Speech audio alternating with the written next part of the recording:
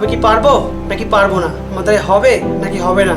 মনে যদি সন্দেহ থাকে তাহলে তুমি যুদ্ধক্ষেত্রে যেও না, আর মনে যদি সন্দেহ না থাকে তাহলে তুমি যুদ্ধে নামো, ময়দানে নামো।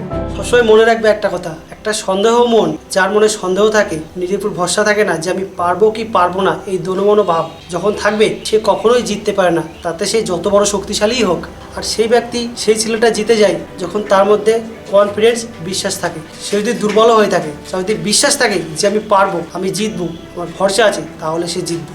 একটা কথা সবসময় মাথায় রাখবে, দোনোমনো ভাব নিয়ে দু নৌকায় পা দিয়ে কখনো যুদ্ধক্ষেত্রে নেমো না। সবসময় যুদ্ধক্ষেত্রে নামলে প্রস্তুত হয়ে নামো, শক্তি নিয়ে নামো, একটাই ফোকাস রাখো, একটাই ভরসা রাখো যে আমি পারবো, আমি জানি এই যুদ্ধ আমি জয় করতে পারবো, আর ঈশ্বর আমাকে এই যুদ্ধকে জয় করার জন্যই পাঠিয়েছে, আমার ভেতর সেই শক্তিটা আছে। এই ভরসাটা নিয়েই তুমি যুদ্ধক্ষেত্রে নামো। কখনোই দোনোমনো ভাব নিয়ে, দু রকমের ভাবনা নিয়ে যুদ্ধক্ষেত্রে যাবে না।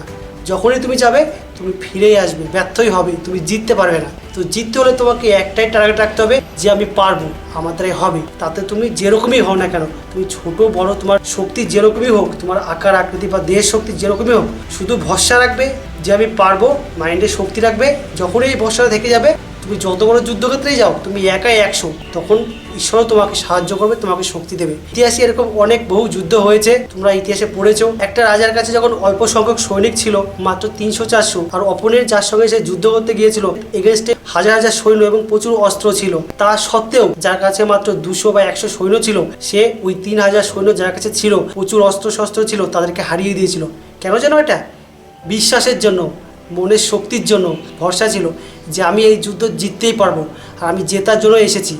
আর যে যুদ্ধে গিয়েছিল, সে তার মনের ওই শক্তিটা তার সৈন্যদের মধ্যে দিয়ে দিয়েছিল। ফলে যে 300টা সৈন্য ছিল, সেই 300টা সৈন্যর মনের বল, ভরসা, তাদের এগেছে 3000 বা হাজার হাজার সৈন্য ছিল, শত শত অস্ত্র ছিল, তাদের থেকেও দ্বিগুণ হয়ে গিয়েছিল।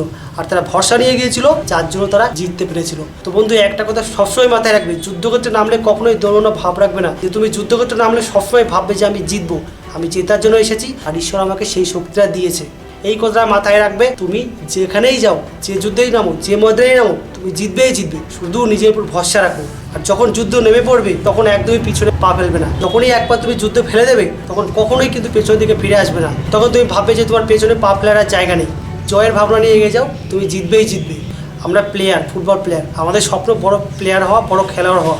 আমার স্বপ্নও সেটা যে আমি বড় খেলোয়াড় হব, আমার দেশের হয়ে পার্টিসিপেট করবো, ন্যাশনাল খেলবো, এটা আমার স্বপ্ন। আর আমি জানি সেটা আমি পারবো, আমার নিজের উপর ভরসা আছে। সেই ভরসাটা তৈরি করার জন্য তোমাকে প্রচুর চেষ্টা করতে হবে এবং পরিশ্রম করতে হবে। এরকম নয় যে তুমি শুধু ভাবলেই তোমার ভরসা চলে আসবে। তুমি যে স্বপ্নটা দেখছো, সেটার জন্য তোমাকে কাজ করতে হবে। নিজেকে ভরসা দেওয়ার জন্য তোমাকে সেই কাজটা করতে হবে।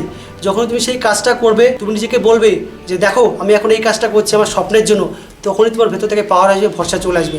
ওকে বন্ধু, সবসময় ভরসা রাখবে আর পরিশ্রম করে যাও। যে স্বপ্নটা দেখেছো তার জন্য সেই লক্ষ্যের দিকে চোখ রেখে লড়াই করে যাও। প্রত্যেক দিন তুমি তোমার সফলতার শীর্ষে পৌঁছাতেই পারবে। তুমি যে স্বপ্ন দেখেছো তার থেকেও দ্বিগুণ জায়গায় তুমি পৌঁছাতে পারবে। তুমি এই ভরসাটা শুধু রাখবে, তুমি এগিয়ে যাও। আর একটা ইম্পর্টেন্ট কথা, একটা বেলুনে তোমরা হাওয়া দিয়ে ফোলাবে, ফোলার পর সেই মুখটা আটকে রেখে দেবে দীর্ঘদিন। দেখবে অনেকদিন পরে গিয়ে সেই বেলুনের হাওয়াটা কমে গেছে, বেলুনটা নরম, ছোট হয়ে গিয়েছে। এটাকে কি বলে জানো? এটাকে বলে মোটিভেশন। যেরকম আমি তোমাদেরকে যে কথাগুলো বলছি, এটা মোটিভেশন কথার মতোই। তুমি শুনছো মানে তুমি ফুলে যাচ্ছ ভেতর থেকে, তোমার ভেতর থেকে শক্তি চলে আসছে, এটাকে মোটিভেশন বলে। বেলুনে হাওয়া দিয়ে তুমি আটকে রেখে দিয়েছো, তারপরে আর কিচ্ছু করনি, এটাকে মোটিভেশন বলে। আর ডিসিপ্লিন কাকে বলে জানো? তুমি বেলুনে হাওয়া দিয়েছো, প্রত্যেকদিন একটা একটা স্টেপ করে হাওয়া দিয়ে যাচ্ছ, আবার মুখটা আটকে রাখছো, আবার পরের দিন আবার হাওয়া দিচ্ছ, আবার মুখ আটকে রাখছো। এরকম তুমি প্রত্যেক দিনে 1% করে যাবে। তুমি একটা সময় গিয়ে দেখবে ওই বেলুনটার আকৃতি দীর্ঘ হয়ে যাবে এবং তার বিস্তার হয়ে যাবে সর্বোচ্চ। ঠিক এমনটাই তোমার যে প্রতিদিনের প্রচেষ্টা কর্ম থাকবে, ঠিক এরকমটাই তোমাকে করতে হবে। শুধু প্রত্যেকদিন 1% তোমাকে ইমপ্রুভ করতে হবে।